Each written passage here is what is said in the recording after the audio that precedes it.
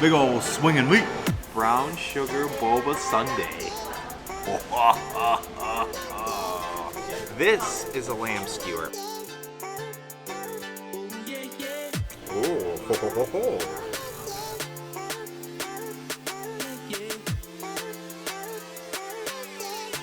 This is the roast pork belly.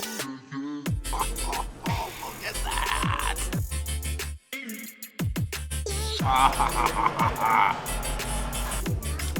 The Chinese version of a torta? Look at this thing. I don't even know what's in here. Call me Chili Bay.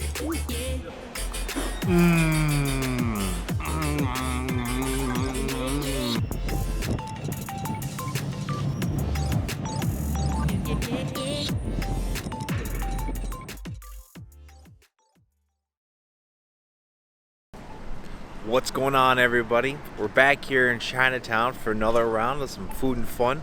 I'm on the corner of Wentworth and Cermak here, one of the main crossroads getting into Chinatown. And there's just a whole bunch of restaurants here that you can't just cover in one day. So I had to come back again. Follow along. First place we're going to eat at here is going to be at Jian Cuisine. It's a northern Chinese restaurant, a little bit different from the Cantonese and the Szechuan and the Hunan style cooking. I'm really excited because I've never been to a dedicated restaurant that specializes in northern or northwestern Chinese food, so come check it out. Huh. Well, this is news to me, but apparently Andrew Zimmern ate here. How fun is that? Alright, so the first spot we're checking out today, I am extremely excited because I wanted to get here last time, but I didn't get a chance to. We're at Xi'an Cuisine. Xi'an's a city in the Shaanxi province, which is the northern part of China. One part that makes this food culture unique is they use mostly wheat-derived products. The climate in this part of China is actually drier and colder, so it's more conducive for wheat growing rather than rice. So the noodles they make, the buns and everything, the bread, it's all wheat derived. So Xi'an was also the final destination on the Silk Road, the very end of the Merchant Trail. So you have this big blending of all these different cultures, and their food is because of it. One big influence in Jian cuisine is Muslim cuisine. So that's where you get the kebabs from, and this is where we'll get to see some of that today. Check this out. This is a lamb skewer. Again, this was brought over by the Muslim traders. So this is made with lamb. There's going to be some chilies in here, probably some cumin, but oh, this is great. Let's try it. Oh, ho, ho, ho, ho. That's good. Now, some of you might be wondering, how did lamb or mutton get into China? Well, in the northern part of China, along with wheat growing, they also have a lot of pastures. So they're able to raise livestock like mutton. Mutton is really popular in like the grassy plains of Mongolia and everything, and since it borders the northern part of China, it bled the culture over. It's really good. It's not super fatty like you're used to having in like an Italian lamb or anything like that. It's not too spicy, just the right amount of salt. Texture is, it's not too chewy, but it's not like melting in your mouth, but it's still really good. I only got one today because we're gonna eat a lot of food, and I don't want to overstuff myself like I did last time. Now for the main event. The number one dish that I wanted to get at this restaurant is called Bang Bang noodles. So they're these wide, flat noodles that are made from wheat flour. These noodles are hand stretched, and then they're slapped on the table, and that's where the sound comes from, bang bang. And they typically top it with some sort of spicy oil. This used to be what was like a poor countryman sort of dinner, and now it's just a beloved favorite of this culture. Look at this. Ooh! You ready for your noodle pull? Look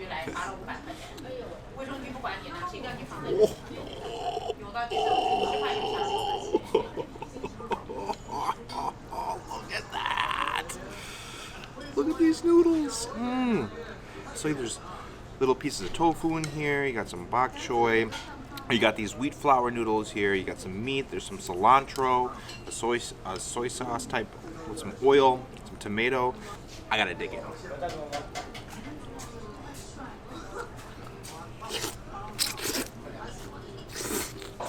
Oh, they're steaming up my glasses.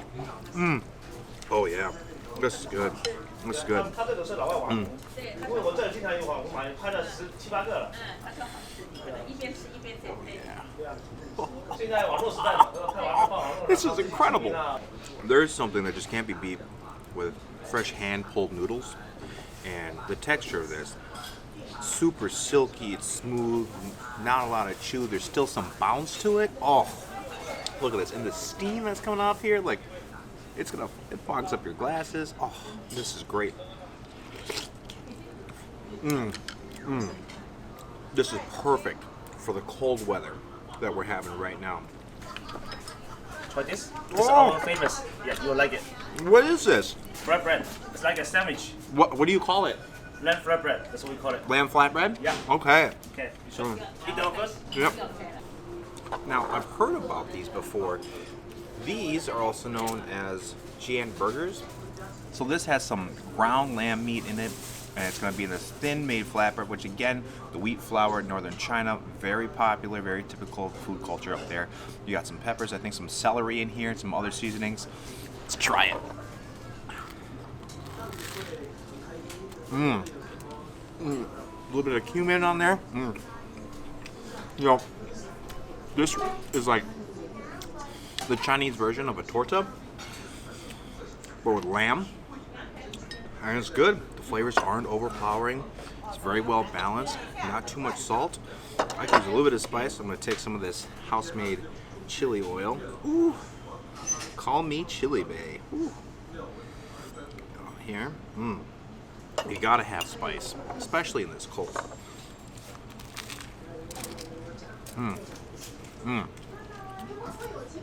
That chili oil, so rustic. It's got some good heat. But this lamb flatbread, totally unexpected.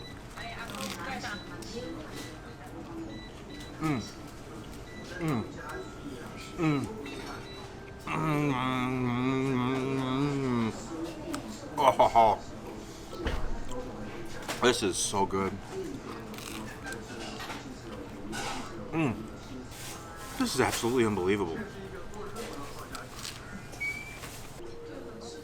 I thoroughly enjoy this dish because usually when I think of cumin, I think of Ortega taco seasoning, and you never would imagine that cumin would be a part of Chinese cooking, but because of that old Silk Road and the merchant travel, there's the blending of cultures and spices, and you get this wonderful, wonderful flatbread. And you know, sometimes in life, it's the stuff that you don't expect that always gives you the most joy. This is absolutely no exception. I'll try this a little bit of this black vinegar sauce on it. Just a little bit, not too much. Little goes a long way. Oh yeah. It's a milder acidity, which is great because the fattiness of this lamb, like I said, isn't as fatty as some of the other lamb that we're used to eating in Western culture. Well, I think most of the fat has been rendered out and everything, but it's still got a nice of that flavor of the fat in it to where it can be very enjoyable.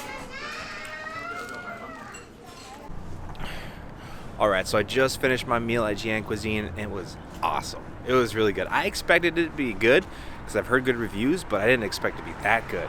Especially with how balanced the cumin and the lamb is, because I've had that before at some other restaurants, not here from Chinatown, and it was a little bit too much cumin and I didn't like it, so I figured if it was going to be good, I had to try it here, and I was not disappointed. So, before we get to our next spot, we need to stop and get a little treat because I've had a bunch of savory and I need some sweet. Let's go.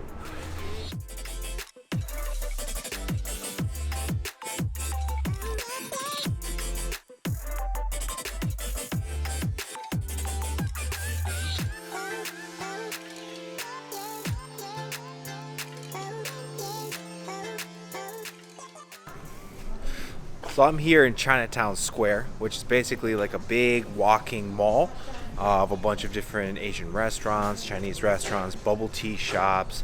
You got Korean restaurants here, dim sum restaurants, all kinds of restaurants. This is my Graceland. But my friends told me that if I come to Chinatown Square, there's one place I absolutely have to go to get some boba tea. Yee Plus. Come on in.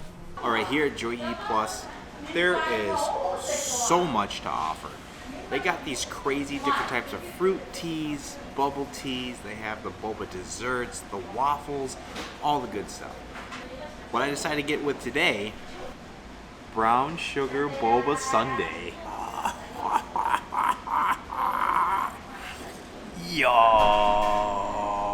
look at this thing. I don't even know what's in here. Yo, frozen yogurt tea. They got ice cream, they got the brown sugar, the boba on the bottom, whipped cream, some chocolate, and a wafer for posterity. Ooh. Ooh. That's sweet.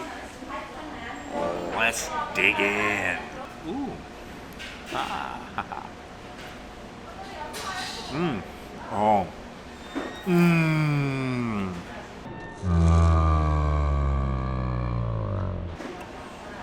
Oh, that soft serve ice cream with brown sugar. Oh my gosh. Oh. Is this real life? Mmm. Mmm. Oh my gosh. This is existential. Alright, so I just left Yee, and I'll tell you what. I've never really been a dessert person, but that brown sugar boba sundae, ooh, I tell you what, if that was a woman, I would have had a major crush on her. It was that good. Okay, so there's one last spot we need to get to before we leave Chinatown today. Come with me. Let me show you this place.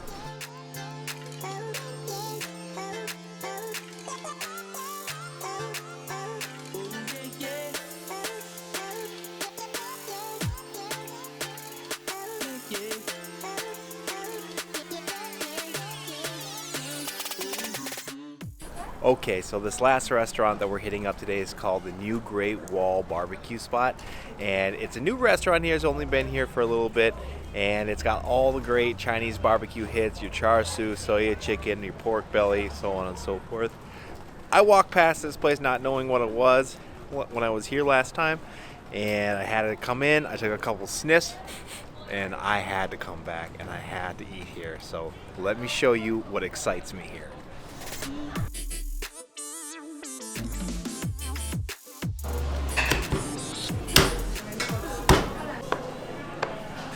Alright, so the first thing I wanted to try here at New Great Wall BBQ was the chicken wings.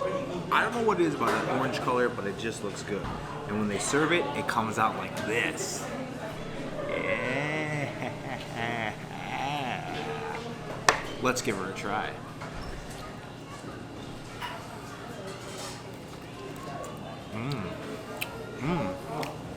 Sweet and savory.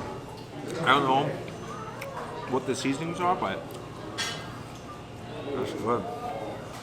Oh, look at this. With the sauce. Oh, yeah. There's gotta be some sugar in that.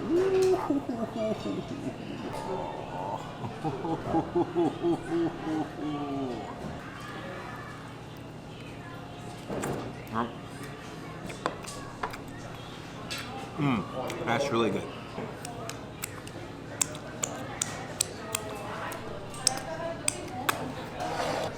Now, let me show you what they usually offer. You can get a combo platter, and this is what I got. You can choose between doing a combo platter on steamed rice or in a noodle soup. I went with the steamed rice, and I went for a combo of two. And the two meats I got were the barbecue rib and the Peking duck. Yeah, let's dig in. Okay, so first, gotta try this rib. Oh ho! Hello.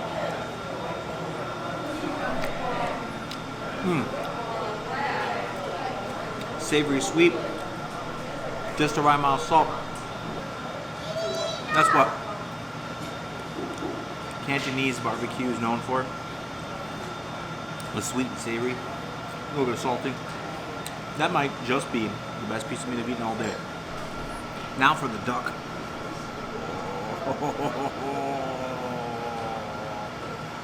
Big old swinging meat.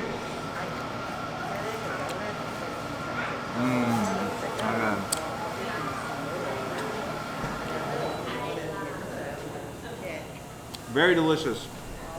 Thank you. Thank you so much, Mike. It's so good. Just making friends wherever I go, I guess. You also get this salted egg with it too. Ooh, I've never had this before. And it's juicy. It's juicy. Let me get another plate.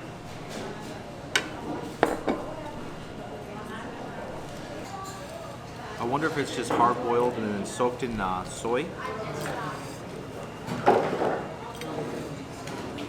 So yeah, this is the salted egg right here. Ooh. Not too bad. Not as salty as I thought it was going to be, which I thought was going to be overbearing, but it's not too bad. Nice little variation to something you're used to. They also give you a little bit of a soup here. Not sure what's in it. Oh yeah, it's coffee. What? Be Come careful. on. Very hot. You don't have. Okay. Thank you. Just must be my lucky day. Ooh. So they just gave me some of this pork. This is the roast pork belly. Now I did think about getting this, but I wanted to try that barbecue pork, so I figured one pork, one bird, that'd be a good thing. But look at this. Oh, roast pork belly with some, what I assume is some hoisin sauce. Let's give her a taste. Yeah. Oh. See if you can hear this crunch.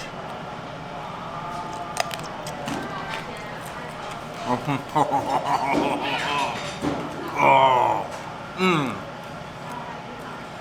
This is definitely the best piece of meat I've had today. The crunch of the skin, the fattiness of the meat. There's just the right amount of salt on the skin here, and it just makes it, oh. It reminded me, like, you know when you get salted dark chocolate? Oh, but for meat. Incredible. The texture. So good. Oh.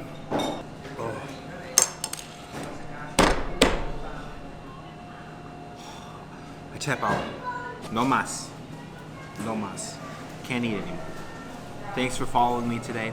Stay tuned to the next eclectic adventure, and if you get the chance, try something a little different that's just a little bit outside your comfort zone. You might thank me later. Until then, enjoy.